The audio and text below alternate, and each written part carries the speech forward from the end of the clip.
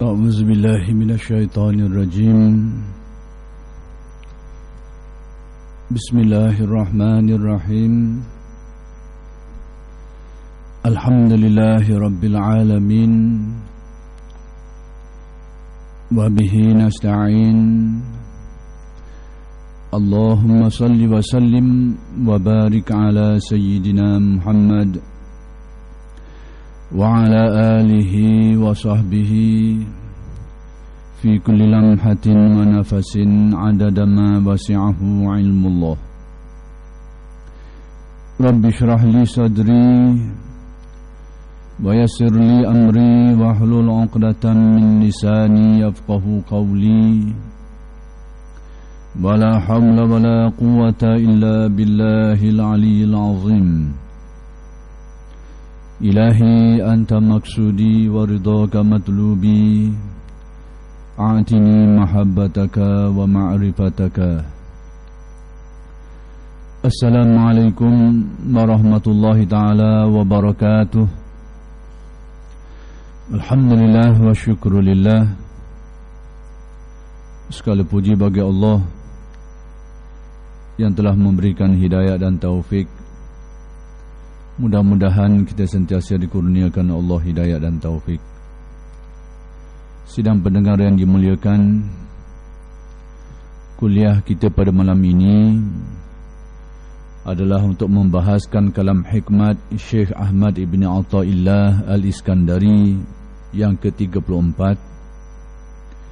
yaitu berkait dengan kejayaan yang dicapai oleh seseorang itu adalah ditandai dengan permulaan yang baik. Sebelum itu, kalam hikmat Syekh Ahmad Ibn Athaillah Al-Iskandari radhiyallahu anhu telah menyentuh satu persoalan yang ternyata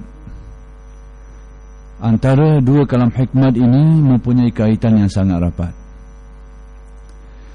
Pada kalam hikmat yang ke-33 sebelum itu, Syekh Ibn Athaillah telah menyatakan bahawa segala amalan-amalan, segala usaha yang dilakukan berdasarkan kepada billah, ternyata yang itu mudah dicapai. Manakala segala usaha, segala amalan, segala ikhtiar yang didasari binafsi, maka usaha itu selalu menghadapi banyak rintangan dan kepayahan. Jadi seolah Syekh ini menganjurkan kita supaya berusaha untuk berada pada golongan yang kedua, yaitu orang yang merancang berusaha, tapi perancangan dan usahanya itu didasari atas dasar billah, yakni hati merasai, hati memandang kepada kurnia Allah Subhanahu wa taala, memandang kepada pertolongan Allah Subhanahu wa taala, memandang kepada qada-qadar Allah Subhanahu wa taala, memandang kepada taufik hidayat Allah Subhanahu wa taala, memandang kepada kudrat dan iradat Allah Subhanahu wa taala. Jadi sesiapa yang memulakan suatu perkara, yakni suatu usahanya, dalam keadaan hatinya melihat dan merasai hakikat-hakikat ini, maka usaha yang dilakukan itu insya-Allah akan menempuh jalan mudah, akan dipermudahkan.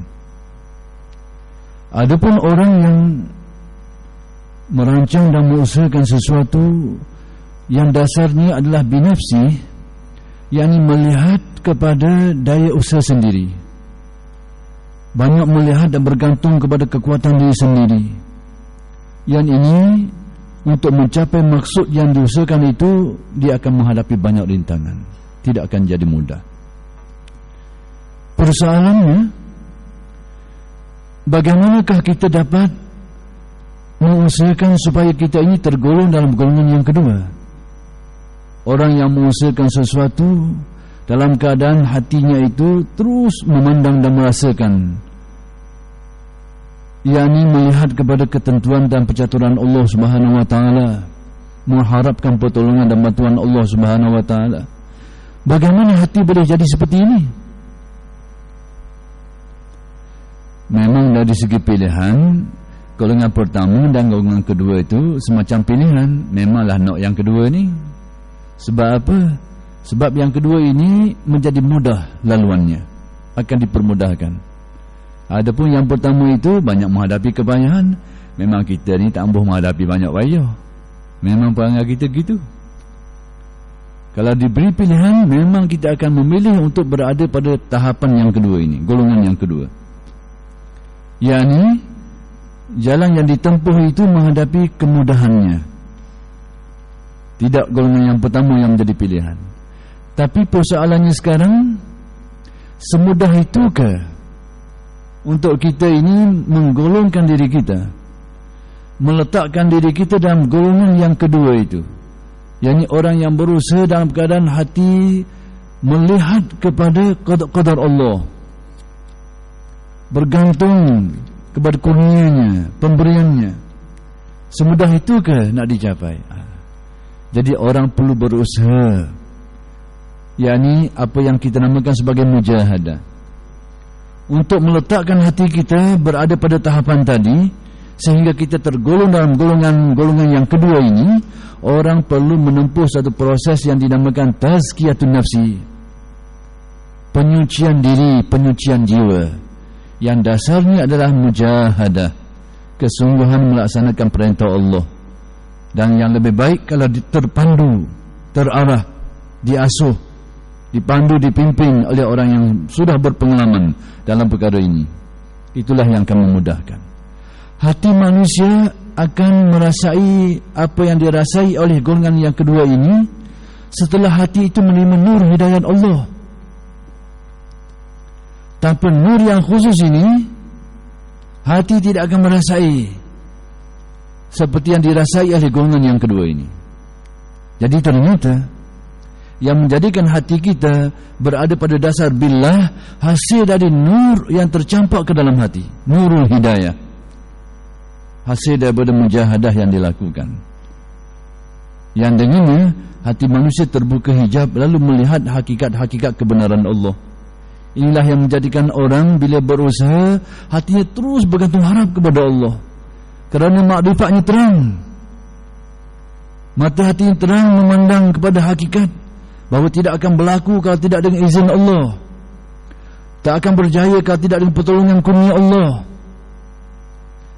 Apakah golongan pertama tidak tahu ke perkara ini? Tahu. Semua orang tahu perkara ini. Tidak akan berlaku melainkan dengan izin Allah. Tidak akan terjadi, tidak akan mendapat sesuatu yang kita harapkan kecuali dengan pertolongan kurnia Allah Subhanahu wa taala. Tidak akan. Semua orang tahu, tapi tidak merasainya. Maka di mana kurangnya?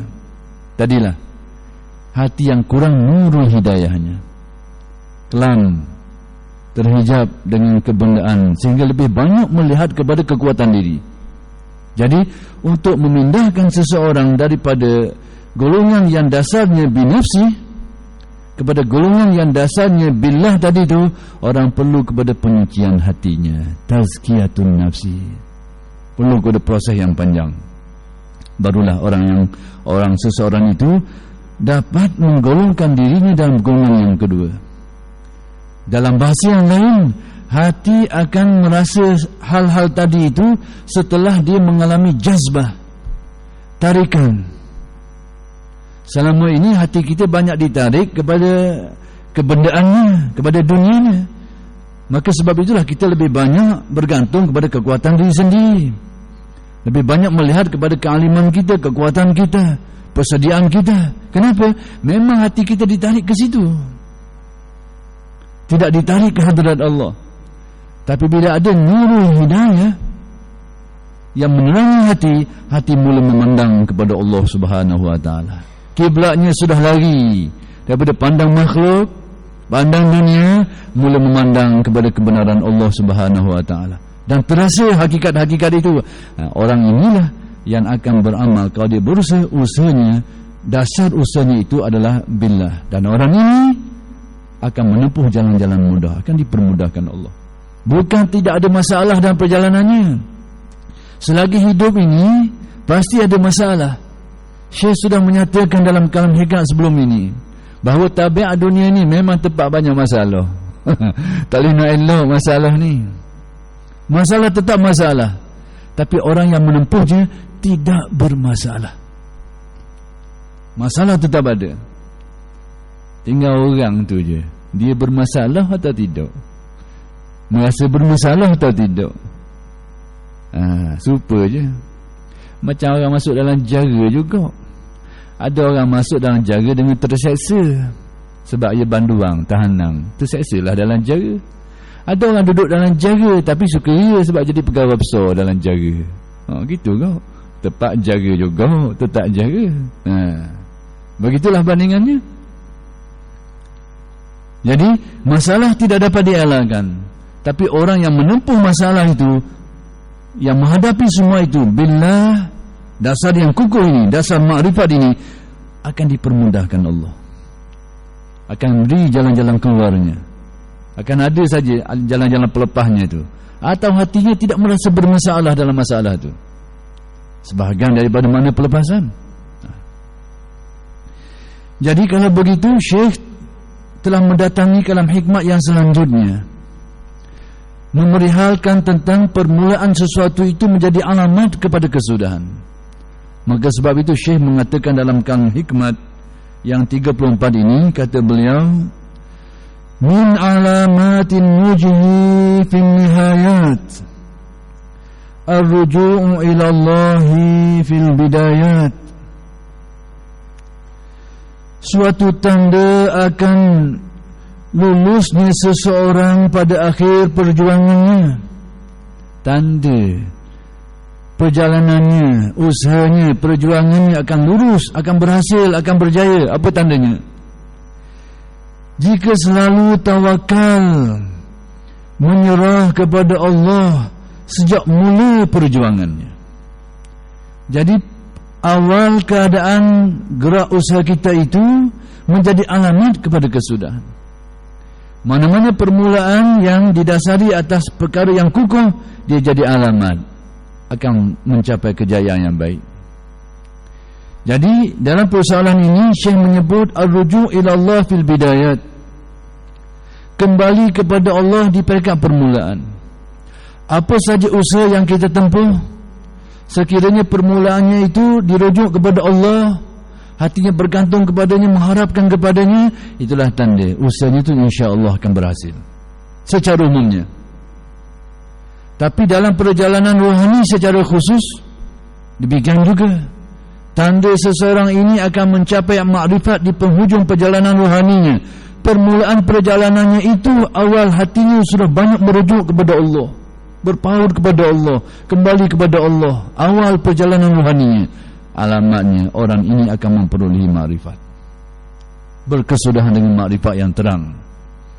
Tapi kalau awal lagi tidak didasari atas itu, tak tahu perjalanan selanjutnya, tak boleh nak baca lagi. Kalau rahmat dengan rahmat Allah mungkin berjaya. Ni kita bercakap, Syekh ni menyebut tentang perkara ni dari segi alamat, dan kita menemui dasar-dasar yang kukuh. Dalam hadis Nabi SAW menyatakan bahawa ehwal di permulaan itu menjadi alamat kepada kesudahan. Demikian juga amalan-amalan yang kita laksanakan. Permulaan amal kita itu adalah pengukur kepada kesudahannya. Sekiranya permulaan amal didahului dengan keikhlasan, amal itu diterima. Sekiranya permulaan amal itu dimulai dengan ketidakikhlasan, riya dan macam-macam, amal itu tertolak. Amal itu tertolak. Innamal a'malu binniyat. Segala amal manusia bermula dengan niat, adalah dimulai dengan niat.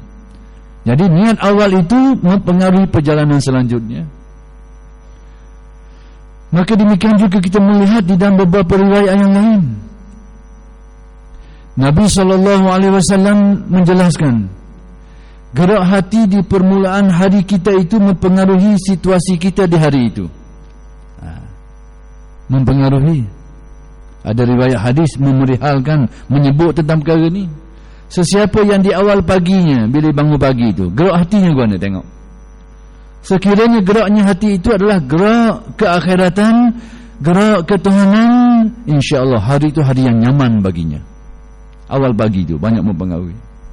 Tapi sekiranya awal paginya itu gerak hatinya itu banyak kepada kebendaan keduniaan, banyak masalah hari itu. Banyak gelaru hari itu. Dah kita bangun tidur, mula-mula ingat KPA dah. Waktu jana KPA, bangun tidur celak mata. Ingat dah ni kedai mana KPA pagi ni. Memang gelak sungguh, gelak macam KPA jugalah nampak orang ni.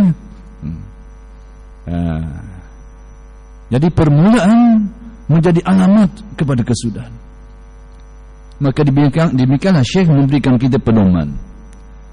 Jadi apa yang nak dibicarakan oleh Syekh secara khusus perjalanan rohani kita ni, orang yang menempuh jalan untuk mencapai makrifat, tanda dia akan mencapai makrifat yang benar, permulaan perjalanannya itu kembali kepada Allah. Secara tasawufnya kembali kepada Allah dengan erti pertama sekali didasari atas keyakinan yang benar, didasari atas ilmu yang benar, didasari atas niat yang benar, didasari atas prinsip dan syarat-syarat yang benar. Barulah kalau perjalanan rohaninya itu didasari atas perkara-perkara tadi, insya-Allah dia akan berkesudahan dengan memperoleh hasil, mencapai makrifat dalam perjalanan rohaninya. Tapi kalau di awal permulaannya tidak didasari dengan dasar-dasar tadi itu, macam-macam. Tidak didasari atas keikhlasan. Awal-awal lagi belajar ilmu rohani, nak suruh panggil Tok Wali. Memang orang panggil sungguh. Tapi Tok Wali ni macam-macam. Wali nikah pun Tok Wali juga. Wali nikah, wali itulah macam-macam. Kalaulah awal perjalanan itu dimulai oleh niat yang tidak benar, didasari atas kejahilan, didasari atas keyakinan yang tidak benar, dia tidak akan mencapai kesudahan. Pada waktu kami pergi berziarah menemui tuan-tuan guru dalam ilmu kerohanian ini, nasihat yang kami dapat oleh beberapa guru, oleh ramai guru menasihati kami, niatmu yang sedikit melencong, niat aja baru, mula-mula baru, perjalananmu sudah dikira sesat. Awal lagi sebut dah, dah tepuh lagi, kabur dah pelang dia. Sekiranya niatmu tidak jujur di permulaan perjalananmu itu, nak cari itu, nak cari ini, engkau sudah dikira sesat dalam perjalanan rohanimu. Sudah dikira. Jadi nak menceritakan tentang kepentingan permulaan itu. Jadi mana-mana yang dimulai dengan kembali hati kepada Allah, dengan hati-hati banyak merujuk kepada Allah, bergantung harap kepadanya, semua ini perlukan kepada ilmu, perlukan kepada kepada keyakinan yang benar, akidah yang benar, ilmu yang benar, niat yang benar. Lalu dia menempuh perjalanan rohani ini, insya-Allah dia akan selamat dan akan mencapai hasilnya.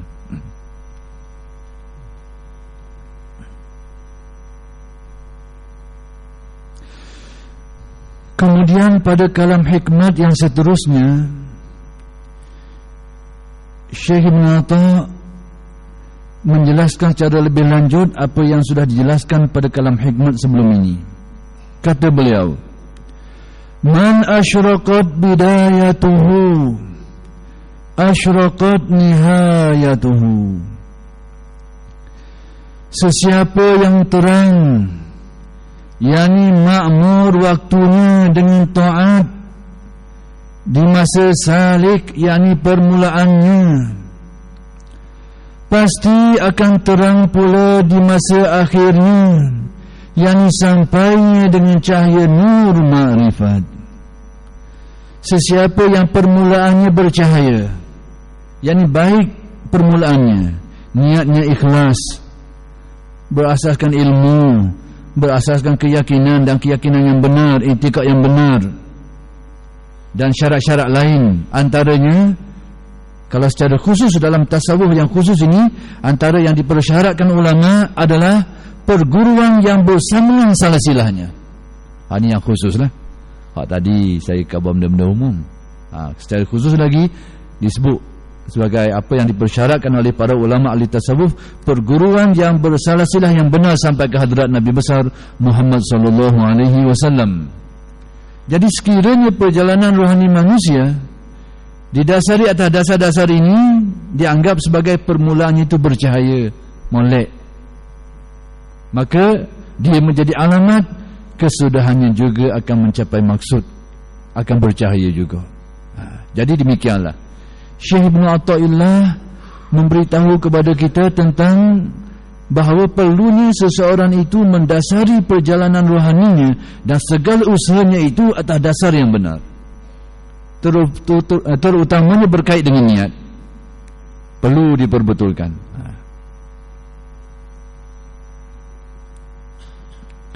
Ada orang dia belajar ilmu tasawuf, dia belajar ilmu tariqah yang menjadi laluan untuk menghayati dan mencapai tasawuf itu dengan niat yang macam-macam.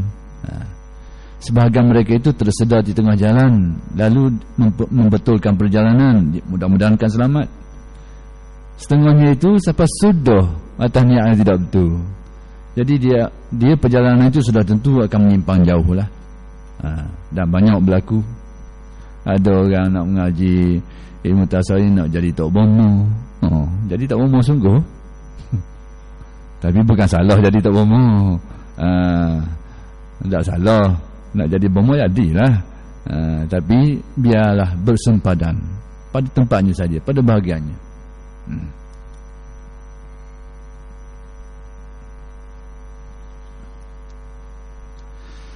Sesiapa yang kuat tawakalnya di masa bidayah, yakni di masa permulaan, maka akan terang terus hingga masa sampainya ke hadrat Tuhannya. Sesiapa yang di peringkat permulaannya itu banyak bergantung hati kepada Allah, banyak berserah kepadanya, orang ini akan dipandu ke jalan yang lurus. InsyaAllah perjalanannya itu akan mencapai maksudnya. Jadi itulah sebab itu 2-3 kalam hikmat ini berkait. Permulaan perjalanan berkait dengan situasi jiwa, iaitu dasar yang dikendaki adalah billah, merasakan semuanya dengan Allah, dengan kurnia Allah, dengan hidayat Allah, taufik Allah, pertolongan Allah, difahami dan dirasai. Kalau hanya sekadar difahami, maka itu tidaklah meletakkan dia pada golongan yang kedua yang saya katakan tadi. Sekalipun dia faham, tapi tidak terpandang di hati, tidak terasa di hati, dia kekal pada golongan yang pertama. Sekalipun dia faham perkara itu, yang dikenakinya orang yang bukan saja memahami, tapi hatinya merasainya, memandang hakikat itu. Maka inilah yang dikatakan orang yang melakukan sesuatu, orang yang mengamalkan sesuatu dasarnya billah, dengan Allah, atas jalan zauq dan rasa, terasa. Sebab itu orang yang ahli makrifat ini, bila perjalanan itu didasari atas jalan yang kukuh, jalan yang benar, orang ini percakapannya itu tak babah, perbuatannya tak babah, percakapannya tak babah, yakni tidak mengarut. Tak mengarut dengan hati berdasarkan kepada dasar yang kukuh. Dasar tak kukuh macam mana? Orang yang perjalanan hati tidak billah ni, dia bagi macam-macam lah. Binafsih, dia rasa dengan dirinya. Orang lain tak jadi belaka, orang lain martabat rendah belaka. Dia bagi nyakit tu lah, bagi nyakit tu. Martabat ni tak jadi ni, orang ni semua orang tak jadi belaka, martabat rendah belaka. Dia bagi nyakit tu. Dan ini banyak melibatkan golongan-golongan ahli rohani, tidak perasan kadang-kadang.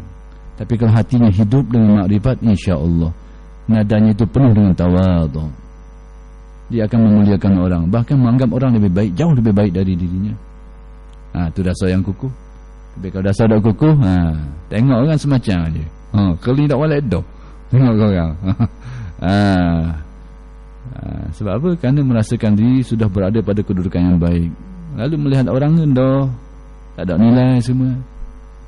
Ini jiwa yang merosot, jiwa yang terbabas, menyangka berada pada jalan yang lurus. Na'udzubillahi min zalik.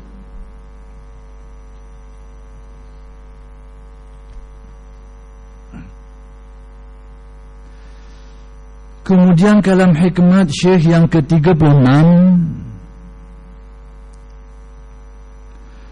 Nastudi'a fi ghaibis sarairi Zahara fi syahadati zawahiri. Pada kalam hikmat Syekh yang ke-36 ini pula, Syekh nak menyatakan bahawa yang tersemat di dalam hati itu selalunya akan muncul pada perwatakan zahir. Tadi permulaan menjadi alamat kepada kesudahan. Sekarang Syekh menjelaskan satu fakta lain, bahawa yang di dalam itu, yang ada tersemat di dalam hati itu, yang tersembunyi itu, selalunya akan nampak pada watak zahir seseorang itu. Akan nampak. Macam mana ni? Tengok kata Syekh. Jadi maksud kalam hikmat Syekh ini, apa yang tersembunyi dalam rahsia ghaib, yaitu yang berupa nur ilahi dan ma'rifat yang tersemat di dalam hati, pasti akan tampak, yakni bekas pengaruhnya pada anggota lahir. Sekiranya hati penuh dengan ma'rifat, watak zahirnya itu akan memperlihatkan hal itu. Orang boleh tutup, tapi tutup sekejap. 2-3 hari boleh tutup. Depan orang yang boleh tutup, belakangnya bocor semula. Ni. Apa yang terkandung dalam hati pasti akan kelihatan pada gerak anggota zahirnya itu.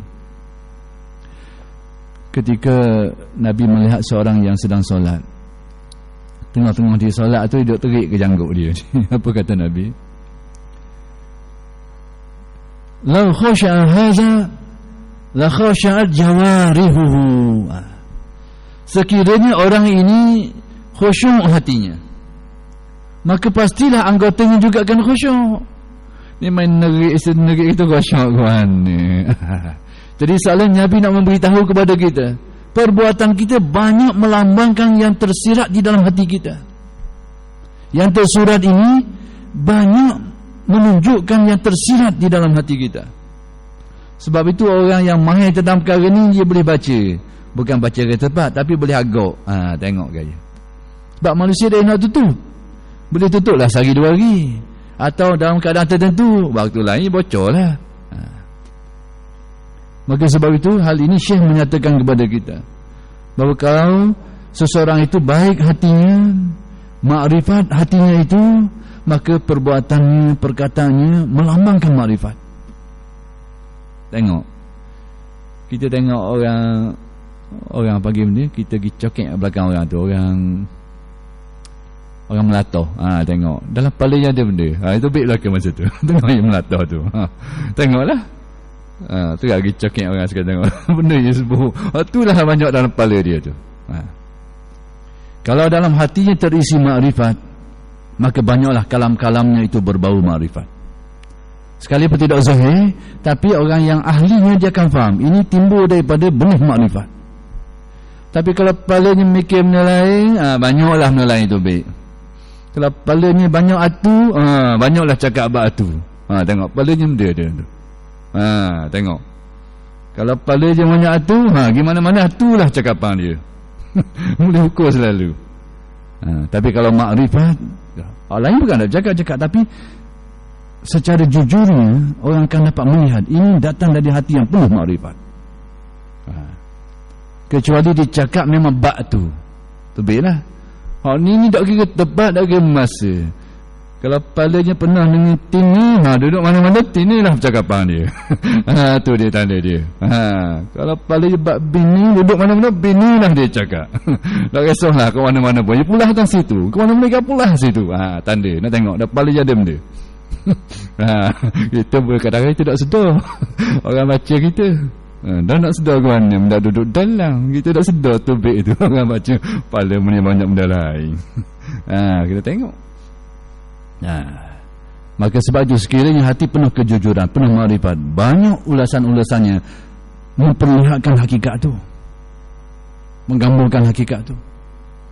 Kecuali tadilah bila dicakap bab lain lah. Tapi kalau pada waktu yang terbuka, percakapan yang menjurus kepada apa yang tersembunyi di dalam hatinya.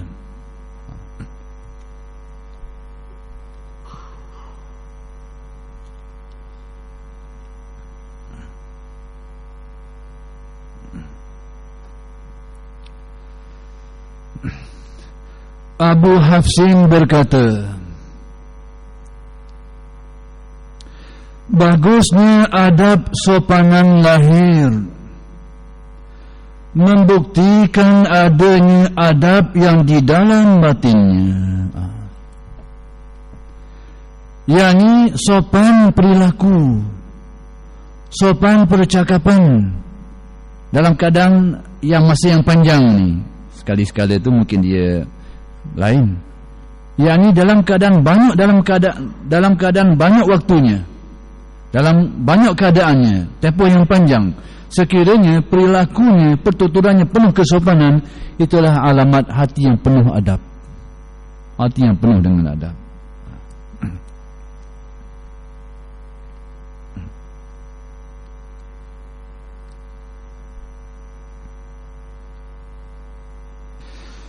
Rasulullah sallallahu alaihi wasallam ketika melihat seorang yang main-main tangannya ketika sembahyang, maka Rasulullah bersabda, andaikan khusyuk hati orang itu, nescaya khusyuk semua anggota badannya. Jadi kalau hati yang penuh dengan adab-adab kerohanian, benda ini akan kelihatan pada perilaku dan watak dan bicaranya. Tapi kalau mulut meleting sama popa tengok, hatinya banyak meleting lah. Melecong sama, mulutnya melenting, tindakan pun meleting, tubik sama, tak kira tepat. Jepun ni syarah, tak ada. Itulah duduk dalam hati banyak. Kita nak kena penduduk hati dia, tengoklah. Perhati lama sikit lah, tengok dia cakap benda, cenderung hati banyak benda, dalam keadaan terbuka. Tengok, itulah yang mengisi hati dia. Jadi Syekh ni nak menceritakan bahawa yang di dalam itu banyak kelihatan pada zahirnya. Jadi kenyataan ini sebenarnya memberikan kita beberapa pedoman. Pertama sekali, kalau kita ingin supaya watak kita, perilaku kita, percakapan kita baik, perelokkan yang di dalam itu. Maksudnya, kita ni kadang-kadang tukar-tukar urut omah ni. Kalau kita sakit, dia urut atas tempat sakit tu. Ada ke hak dak mahir ni, hak pak bekok tu hidup tekal, topik juga kita ni. Kita pergi ngurut bekok. Orang hak pandai-pandai dak urut atas bekok tu. Hak dak pandai memang ikakah kawasan tu. Topiklah kawan ni. Hak cerdik, hak pandai dak, dia cari kawasan lain. Nak beritahu macam mana? Kita nak baiki watak kita ni, perbuatan kita, tingkah laku kita, percakapan kita nak diperbaiki. Nak baiki kat mana? Berpandukan nasihat tadi, bahawa yang di dalam itu memperlihatkan yang di zahir, yang zahir ini. Jadi perbaiki yang di dalam itu. Maka dengan sendirinya akan memperlihatkan, akan melahirkan watak, perilaku, percakapan yang jujur. Kena betul situ. Nak betul lidah, nak betul tangan, sekejap je jadi. Tahan, jadi sekejap. Tak ada nak bagi. Cara yang baik, perbaiki puncanya dari mana? Satu, dari sudut yang lain, di sinilah kita boleh memahami orang ramai. Tengok, nak tahu orang ini, sebab kita ni nak bermuamalah dengan manusia ni kena berhati banyak perkara, terutama zaman sekarang ni. Salah satu panduannya, tengok perilaku tadilah. biar panjang sikit, kenal. Kawan tu biar lama sikit, kenal lah. 2 hari tak kenal lagi, lama sikit, kenal. Boleh jam lah. Kawan yang boleh dibuat kawan, atau kawan yang tidak boleh dibuat kawan. Kena tengok, boleh kenal selalu, lama sikit. Bukan saya nak ajar orang supaya buruk sangka, tidak. Jangan. Buruk sangka tu lain. Buruk sangka ni benda yang tidak ada asas, semata-mata nak menyangka saja. Sebab itu Al-Quran menyebut inna ba'daz-zanni ismun. Sebahagian sangkaan yang tidak ada asas, tak ada asas, tak ada pedoman langsung, ismun, dosa. Adapun memerhatikan untuk tahu perkara-perkara dengan panduan yang jelas, yang itu diperharuskan, diperbolehkan, boleh. Boleh.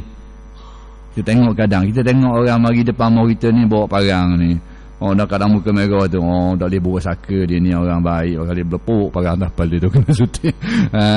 Tengok tahu dah yang mari dalam keadaan tu, kita boleh baca dah tu, nak baik saka kono-kono ni, dak benda ni. Kawan ni tangan serba cukup alat nak naik rumah orang. Jadi benda depan mata dah ada alamat tu. Boleh lah. Kalau dari saka ni benda tak tahu. Tengok orang ni awal-awal lagi dah, mu ni nak pakai aku nampak ni. Kita tak kenal lagi dia, tanda-tanda pun tak ada, awal lagi dah tak dah dia tak pakai orang ni. Dia akan menjadi tuduhan. Jadi dari satu sisi yang lain, kalam hikmat ini memberitahu bahawa perwatakan zahir seseorang itu banyak melambangkan yang terisi di dalam hatinya.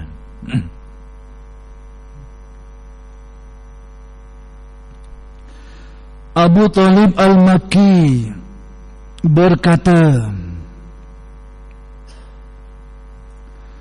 Allah telah menunjukkan tanda bukti seorang kafir, yaitu bila disebut nama